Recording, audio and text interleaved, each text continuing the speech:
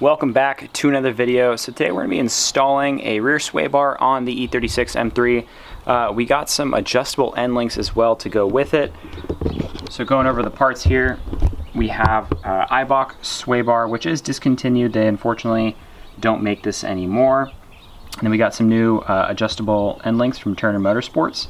And then I was able to call Eibach and get some fresh sway bar bushings here as well, and already have those lubed up with some grease. So now we can go ahead and get the car in the air, take the wheels off, and gain access underneath. Now once you get the car in the air, you're going to want to remove the factory sway bar now, in which case we're going to start by disconnecting the end links, which you're going to find at the lower control arms here. They're going to be hidden behind the spring. It's going to be one nut that's going to drop the upper portion of the end link, and we're going to do that on each side. And then there's going to be one bolt as well holding the rear sway bar bushings along the subframe there.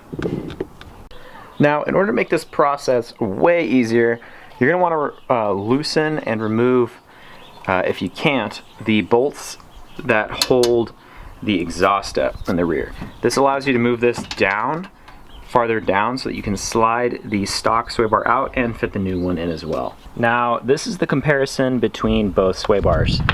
Clearly, this is going to be our original M3 factory sway bar, significantly smaller than the Eibach that we're going to be throwing on. If we kind of line them up closer together, you can see the diameter of this one is much larger. And then now if we compare our end links, same goes as well. These are also going to be adjustable, like I said, and they're going to have different connections that are spherical between the sway bar and this kind of U-shaped bracket that we're going to actually have to swap this thing over to our new end links, because this is how the end links actually mount to the lower control arm. So we need to swap these guys over. Now, the benefit of getting these end links, one, it's kind of necessary when you upgrade to a aftermarket sway bar, so that these are able to handle more load, as well as the adjustability of these, so that if you change the ride height of your car, you are actually going to be able to adjust your sway bar so there is less tension on it. Now, these are going to be kind of a must if you lower your car significantly, because while retaining the factory end links, there's a chance that you could introduce more load into your stock end links, whereas these you can adjust them so that you're not putting any preload on them. So once you are able to position the sway bar in place, now is when you can start torquing all of the hardware down to factory specification, and then afterwards we're going to lower the car back down onto the ground to make our final adjustments on our end links. Now, once you have the end link in place and the kind of point that is on top of the E36 bracket is in its spot, you can tighten down the top part of the end link to secure it to the lower control arm. Once you're at that point, you can now torque this bolt at the end of the sway bar, as well as the sway bar bushing brackets up top. And you're going to repeat on both sides. At that point, in order to adjust and set your end links properly, you want to have it so that you have plenty of adjustment here, and you want to thread it until you find the center point at which there is very little load on the end link. But you'll find that when you twist this, and it becomes extremely easy to twist by your hand, and you go to that center spot and leave it there. And we will revisit this point, and we will tighten these lock nuts later on. And now the next step is going to be to put your wheels on, and we're going to lower the car down, and we're going to want to roll it back and forth so we can introduce weight into the system, load up the sway bar and the end links, and we're going to want to leave the car on the ground. And before you lower the car, you can now finish tightening up your exhaust, because you no longer need to move the sway bar back and forth.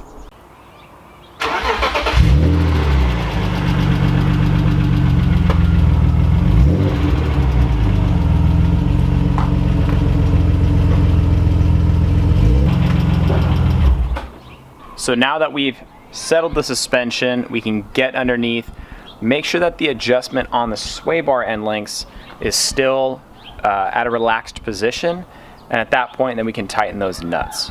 And now once you've gotten underneath your car and you've made sure that the end links are not bound up, and that blue part that I mentioned earlier is able to spin freely and is relaxed. Then you can tighten those nuts. I wish I could show you guys underneath the car more specifically, but it's just a little too dark underneath there.